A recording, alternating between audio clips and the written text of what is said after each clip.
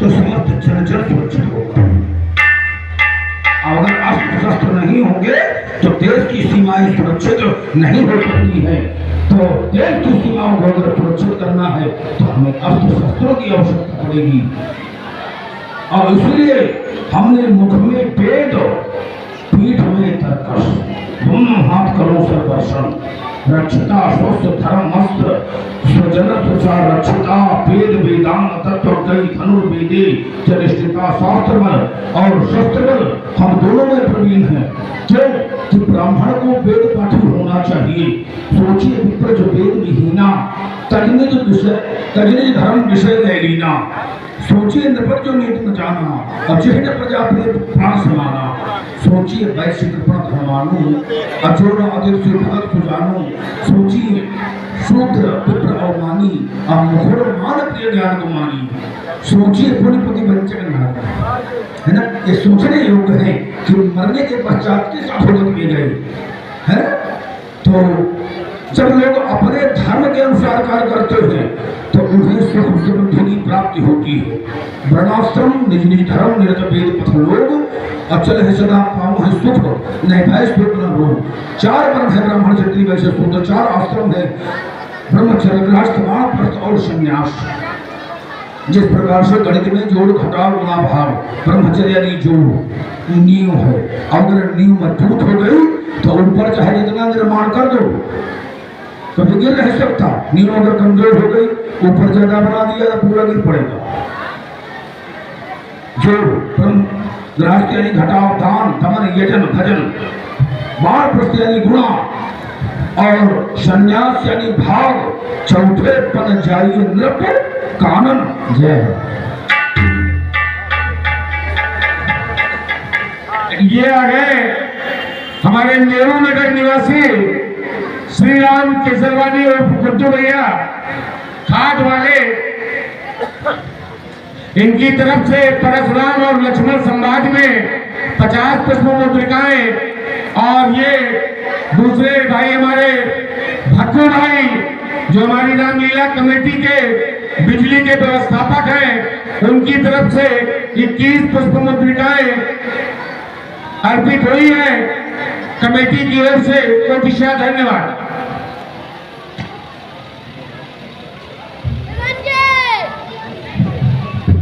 आइए महाराज, बिल्कुल बोलिए।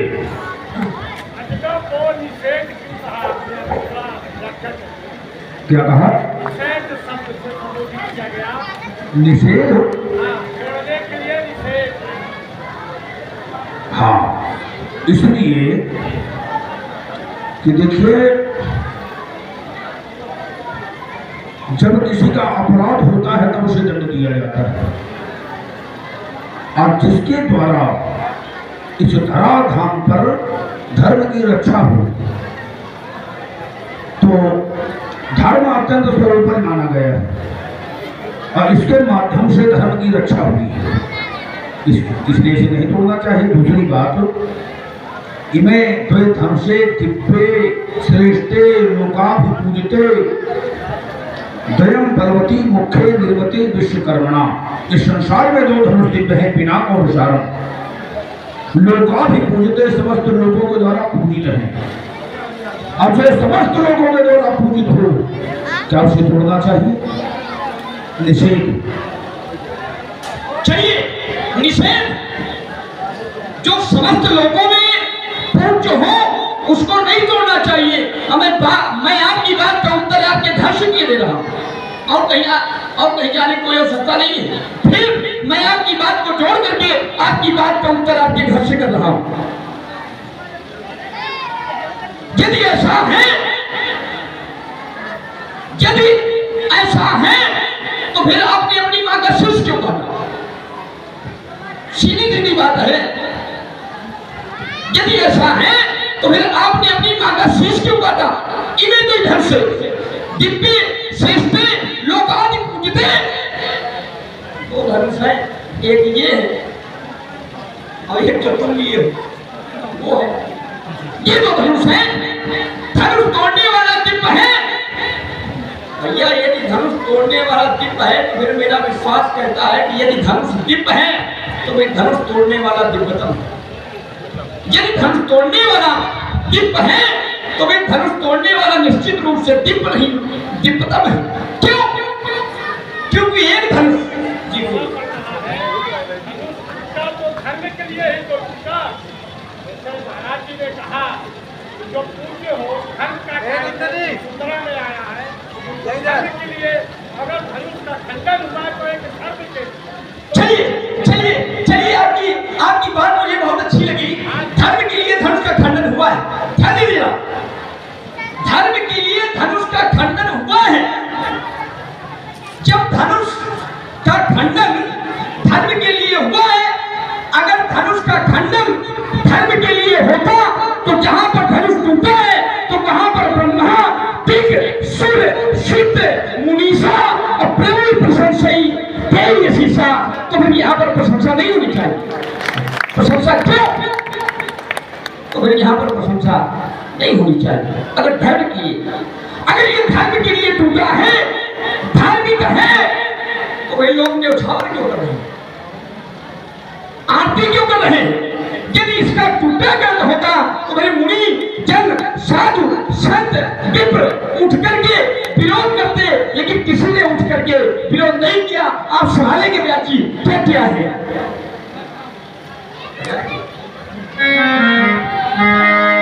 जैसे ही धनुष टूटा है बोले ब्रह्मांडी के बोले ब्रह्मांडी के सुरसी थे मुनीसा बोले ब्रह्मांडी के सुरसी थे मुनीसा अये प्रभु ही प्रसन्न सही ये तेजी आशीषा।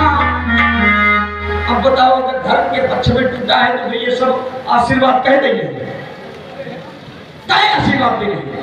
अगर धनुष का टूटना गलत होता तो ब्रह्मांड सुसिद्ध मुनीसा अप्रभु प्रशंसई देय शीशा गलत कार्य करने वाले की कभी समाज में प्रशस्ति नहीं होती।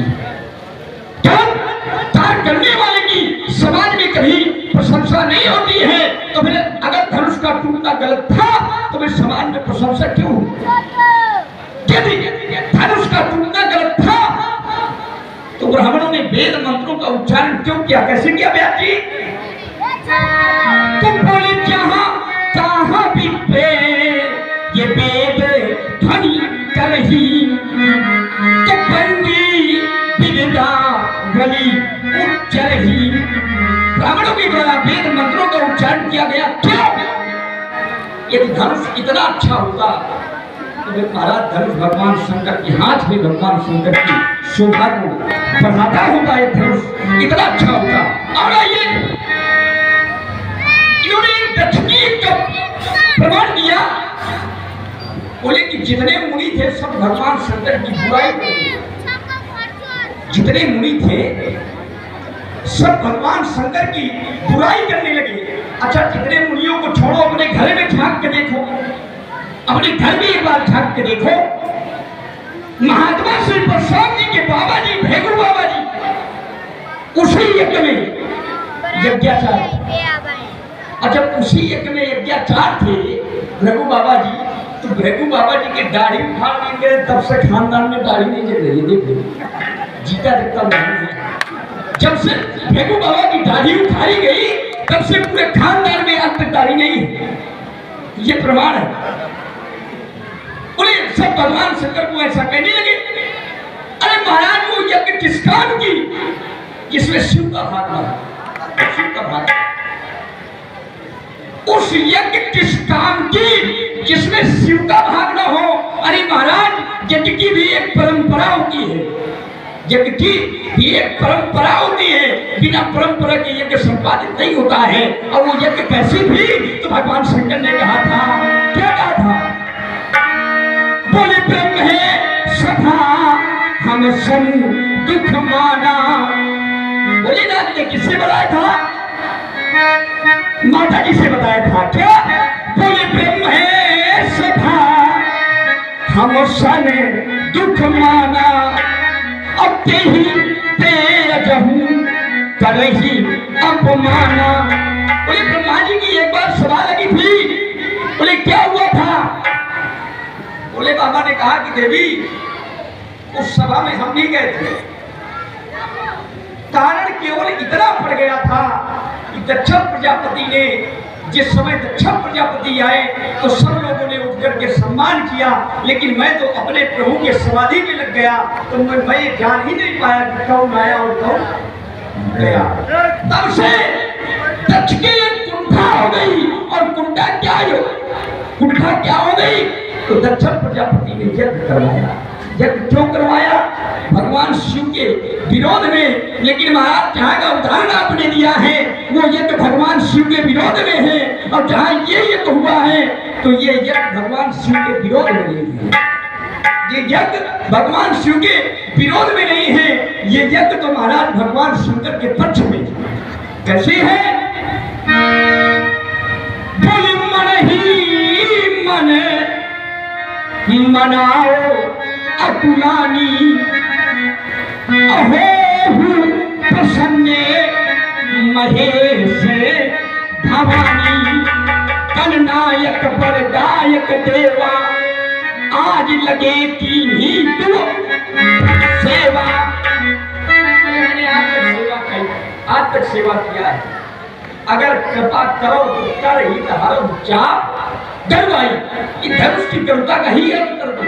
तो वहां पर भगवान शंकर का विरोध है, लेकिन यहाँ पर भगवान शंकर का विरोध नहीं है। मैं अपनी वाणी को अल्पविराम दे रहा हूं। देखिए ये आ गए श्री संदीप केसरवानी, श्री राम लीला कमेटी के मंत्री हैं। इनकी ओर से परशुराम और लक्ष्मण जी के संवाद पर 50 पुष्प मुद्रिकाएं, और श्री चंद अग्रहरी चकनगर निवासी उनकी तरफ से 21 पुष्प मुद्रिकाएं, और ये आ गए अशोक चाट भंडार के प्रोपराइटर अशोक केसरवानी जी की ओर से 21 पुष्प मुद्रिकाएं परशुराम और लक्ष्मण के संवाद पर प्रदान हुई है। भगवान उनकी सबकी मनोकामना पूर्ण करे। परशुराम जी के द्वारा माँ की ग्रीवा का छेदन किया गया, ये तुम जानते हो, लेकिन हमें प्रमाण पत्र समय क्या मिला था कि मारी मात लोक सब साखी। परशुराम की आज्ञा राखी, मारी मात लोक सब साखी, तनय जात ही यमुन दयऊ, अब पितु आज्ञा अध अजस न भयऊ, न पाप लगा और न अपेश लगा। तो जहां पर पाप और अपेश न लगे और ऐसा कार्य किया जाए तो इससे निश्चित हो गया कि हमारे द्वारा अनैतिक नहीं किया गया। और अगर कोई अनैतिक करेगा तो उसे अपेश लगेगा, और हमें अपेश नहीं लगा। आइए और आगे तुम्हारी समस्त बातों का चिंतन कर रहा हूं।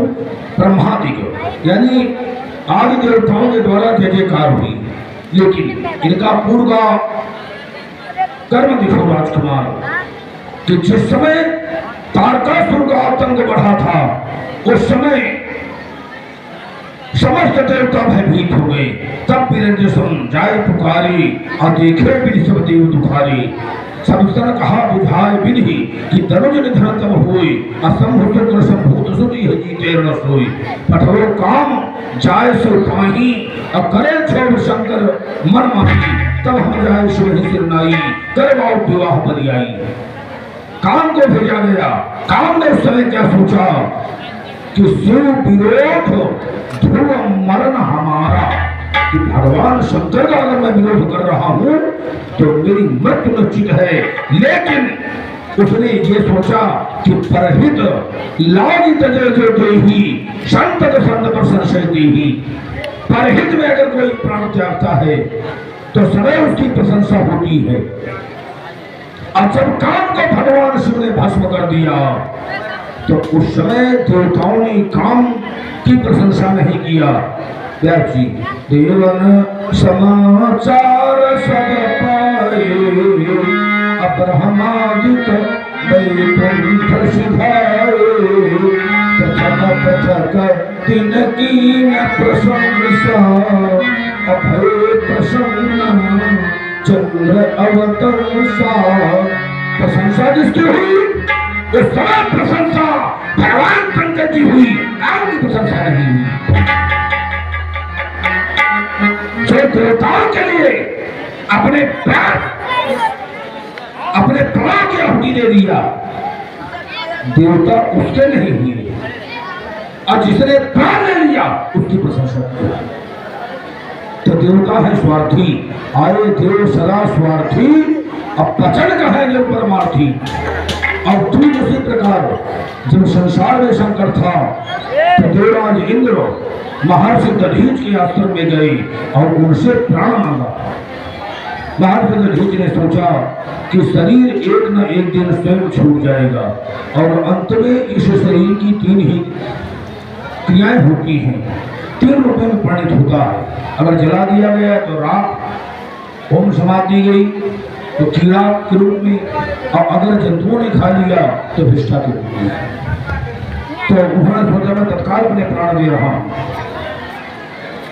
और महर्षि दधीच ने सोचा कि प्रशंसा हमारी होगी, लेकिन आज प्रशंसा महर्षि दधीच की नहीं हो रही, प्रशंसा धर्म तोड़ने वाले की हो रही है। यह हमारा सिद्धांत है कि जो समाज के लिए प्राण छोड़ दे उसका मन नहीं स्मरण होना चाहिए। हम सिद्धांतों पर जीवन जी रहे राजकुमार लक्ष्मण। अपवाद को स्वीकार नहीं किया जाता, सिद्धांत को स्वीकार किया जाता है। ये सब लोग जानते हैं कि झूठ नहीं बोलना चाहिए, लेकिन कुछ ऐसे स्थान है कि वहां झूठ बोला जाए पुण्य होगा, सत्य बोला जाए पाप होगा। गो ब्राह्मण दिशायाम प्रत्यर्भपान स्वकटी स्त्री मर्म विवादेश न अमृतम बचते। जहाँ पर गौ को ब्राह्मण की हिंसा हो रही हो या किसी के प्राण जा रहे हो, हम झूठ बोल दें तो वहाँ हमारा झूठ ही पुण्य के रूप में होगा। अगर किसी कन्या का विवाह हो रहा है और उसमें आपने झूठ बोल दिया तो झूठ भी आपका पुण्य के रूप में होगा। अब अगर सत्य बता दिया उस कन्या का संबंध ना होगा तो वहां पाप लगेगा। तो कुछ ऐसे स्थान है कि वहां झूठ से पुण्य और सत्य से पाप होगा, लेकिन उसे सिद्धांत नहीं माना जाएगा। सिद्धांत यही है कि हमें सत्य बोलना चाहिए, नहीं असत्य संपातन भुंजा अब कृष्ण होने की भुंजा। यानी चाहे करोड़ों भुंजा हो जाए लेकिन पहाड़ नहीं हो सकते। अब चाहे जितने पाप के पुण्य हो जाए लेकिन असत्य की बराबरी नहीं कर सकते। पाप के चाहे जितने समूह हो जाए लेकिन असत्य की बराबरी नहीं कर सकते। अब प्राय इसका लोग यह लिया करते हैं कि असत्य के समान पाप नहीं ना। अगले भारी सत्य लेना पड़ेगा कि कृष्ण हो कोटि गुंजा, कि करोड़ों यानी उनसे मिलकर के पहाड़ नहीं बन सकती, उसी तरह अनेकों पाप मिलकर के असत्य नहीं बन सकते। तो सिद्धांत पर प्रत्येक व्यक्ति अपना जीवन जीता है। समाज के लिए कुछ किया गया, उनका महिमा मन आज भी होता है। शिव दधीच हरिचंद्र नरेशा और सहे धर्म हित कोटि कलेशा। शिव दधीच बलिछो को छुठाखा तरन हम थजे भजन प्रण राखा। तन तीर तने धाम धन धरणी असत्य संघ कहु तन संवरणी। चाहे तन हो, चाहे तीर हो, चाहे धन हो, धाम हो, धरती हो, सत्यवान पुरुषों के लिए तिनके के समान है। राजा बलि 3 पग पृथ्वी दान देने का संकल्प ले चुके थे भगवान राम। नर्मदा के उत्तर ब्रह्मकच्छ क्षेत्र है और वहीं पर राजा बलि कर रहे थे। अब जब भगवान वामन गए तो 3 पग पृथ्वी दान में मांगा, राजा बलि ने स्वीकार कर लिया। तो उस समय उनके गुरु शुक्राचार्य ने मना किया था कि तुम्हारा सब कुछ ले लेंगे, लेकिन राजा बलि ने कहा मैं वचनबद्ध हो चुका हूँ, मैं सब कुछ देने के लिए तैयार हूँ, लेकिन अपने वचन में वापस नहीं ले सकता। तो आज भी जब किसी के रक्षा सूत्र बांधा जाता है तो राजा बलि का नाम लेकर बांधा जाता है। इन मत हो बलि राजा तान में ये उपाधि। और जिन लोगों ने केवल अपने लिए जीवन जिया है उनका आज तक किसी ने महिमा मंडन नहीं किया, और जिन्होंने समाज के प्रति समाज के लिए कुछ किया है उनका सदैव महिमा मंडन होता है। राजा रंतिदेव परिभूत सुजाना धर्म भरोसे शिव कराना, 49 दिन तक उन्हें श्रीमद् भागवत की कथा है, 49 दिन तक कुछ भी नहीं मिला था, सहयोग से कुछ मिला दूसरे को दे दिया। इसी तरह राजा शिव श्रीमद् भागवत की भी कथा है कि इंद्र और अग्नि जब परीक्षा करने के लिए आए थे तो धनुष के एक तलवे में अपना मांस काट करके राजा ने रखना प्रारंभ कर दिया, वजन होता चला गया। अंत में जब शीश काटना चाहा तो दोनों देवता प्रकट हो गए। तो जो कर्मठता की कर्कश कसौटी में खड़ा उतरा है उसका नाम कसे कनक मणि पारिख पाए परत परखिए समय सुभाई। सोना को कसौटी में जब रखा जाता है तब प्रमाण पत्र मिलता है, और उसी तरह प्रत्येक व्यक्ति के बड़े व्यवहारिक होते हैं। और ये भी कहते हैं कि